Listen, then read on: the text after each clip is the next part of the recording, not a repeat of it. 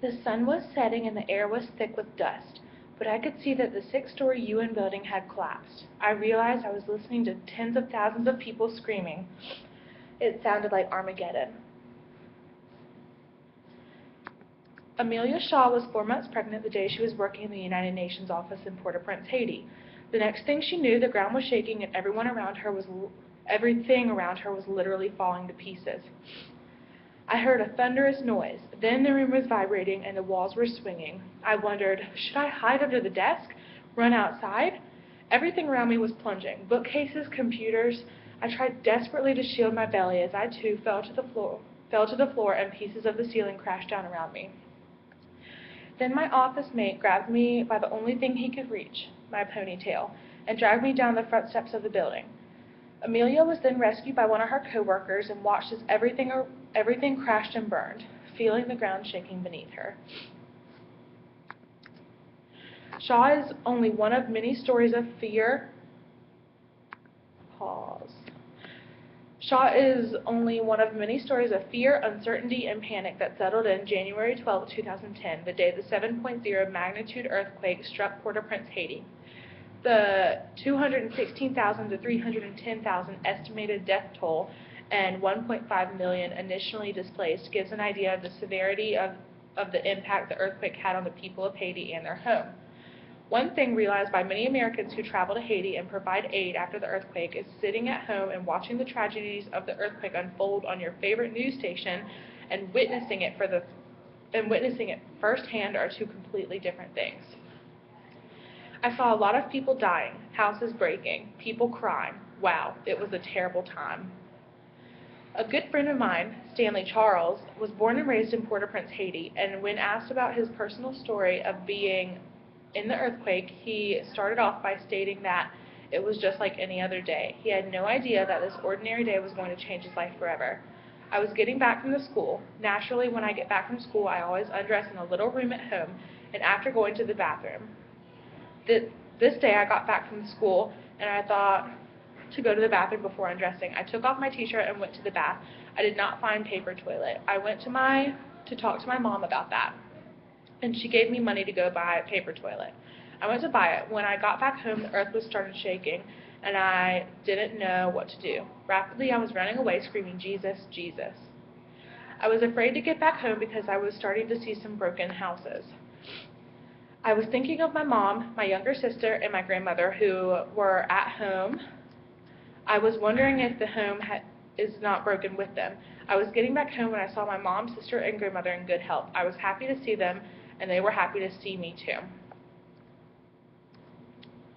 I was getting back home, and after a few minutes, Dad was coming. We were happy to see him, and he was too. Although Stanley's story ended positively, many others did not. The earthquake affected Haitians not only physically but mentally as well. Those whose houses still stood refused to sleep inside of them for the fear that they would collapse, putting millions of people on the streets and in tent cities. Many families were torn apart by the earthquake, leaving an enormous number of orphans and people without families to take care of them. Stanley, Charles, and my mother, after a long day of work, picture. Stanley stayed with our group all week, helping us talk to the Haitian workers we worked alongside and also to help us communicate with our sponsored children at the schools we visited. Picture. As most people know, Haiti was not in good shape before the earthquake.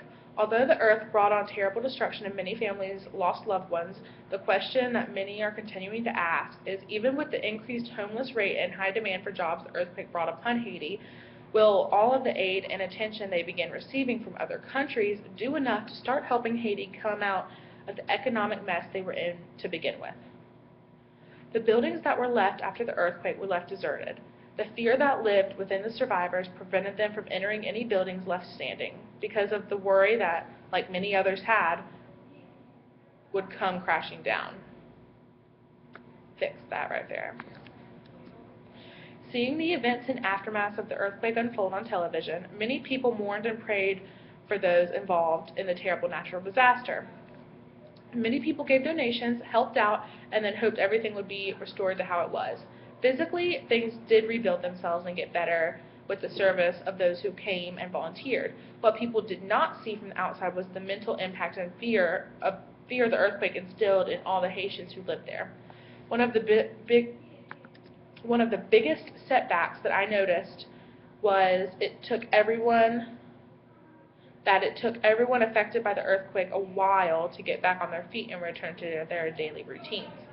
The group that I traveled to Haiti with stayed at an empty school, emphasis on the empty part, named Blanchard. We stayed in a classroom, and when we arrived, we were looking around and were shocked to find the classrooms untouched from the day of the earthquake. It was April 4th, 2010, and the time had been almost 3 months since the earthquake.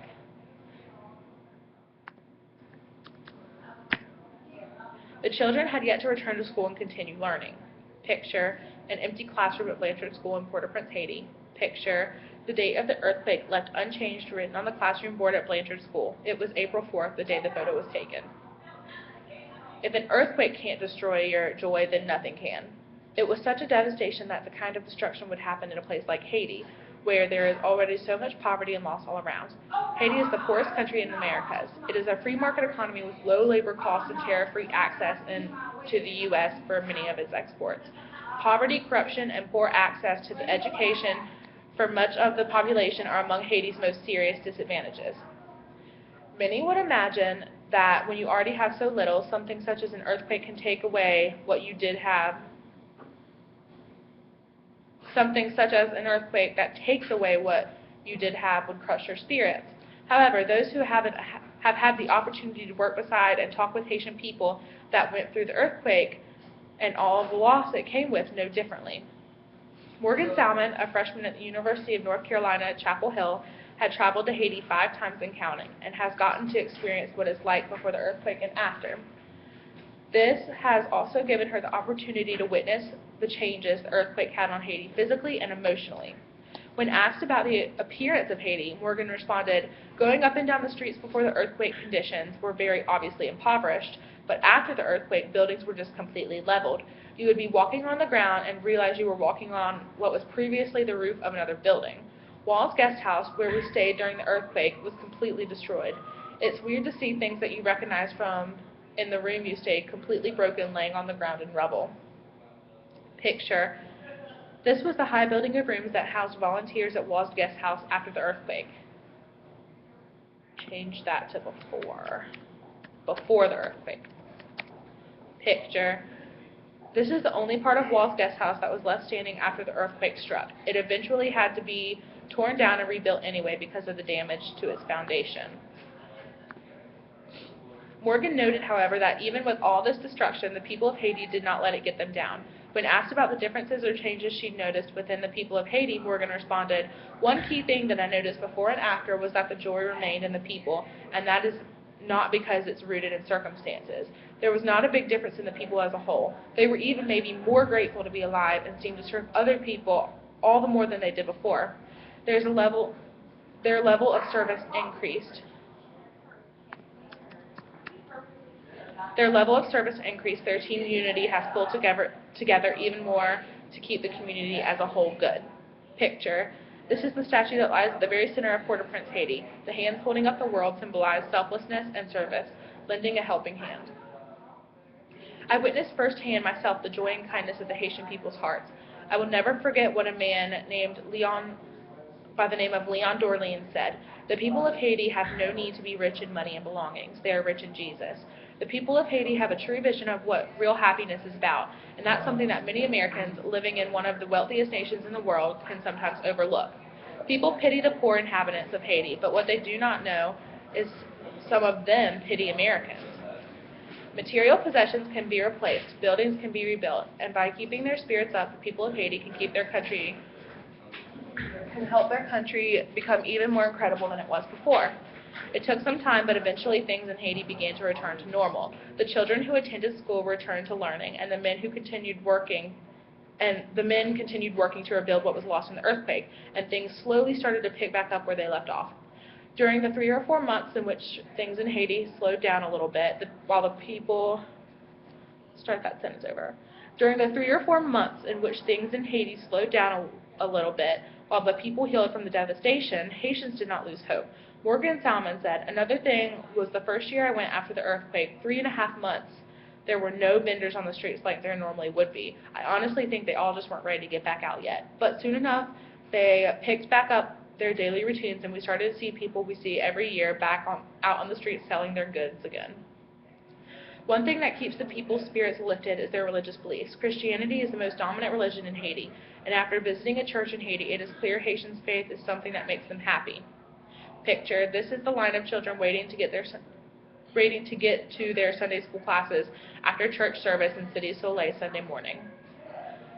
Picture, after church at Repatriate collapsed during the earthquake, this giant tent was donated and put up for the people to worship under. Haitians from all over walk to this tent and have a 4-hour-long service in 100-degree heat every Sunday morning. Picture, the people of Cité Soleil Church Easter morning of 2012. Even outside the church, you can feel the joy that the Haitians had working. Start that over. Even outside the church, you could feel the joy that Haitians had working and going to school. Fix that sentence. The children are always happy and fun to be around. On the days where my team got to go visit the schools and all the children, there were always smiles on their faces and they always welcomed us with open arms. It is one thing to look at pictures of adorable children and hear their stories from secondary sources, but the true magic comes from getting to meet them in person and experience what their living conditions are like every day. Picture, a student named Gwenael giving a big smile for the camera. She's always happy to meet new friends and hang out with different members of our team. Picture, one of the Ridgecrest Baptist Church team members, Zana Johnson, hanging out with some of the Haitian schoolboys during their recess. Picture, 2 schoolgirls skipping home together holding hands after their school day ended at Blanchard School in Port-au-Prince, Haiti. Many people perceive Haiti as being crowded with poor and having a damaged economy. What they cannot see without witnessing it firsthand is that many Haitians are different than most Americans. They do not need money to be happy. America is so run by money, and that is what everything revolves around, that it's hard to imagine life in a different way. The people of Haiti that I have met are some of the only people that truly value family and faith over belongings and material items. The video below is a perfect example of their happiness and contentment, and how they teach their children from a young age to be kind and cheerful. YouTube video. This is a video to watch let's change that. This is a video of Haitian children singing their music for us at Blanchard School in Port-au-Prince, Haiti.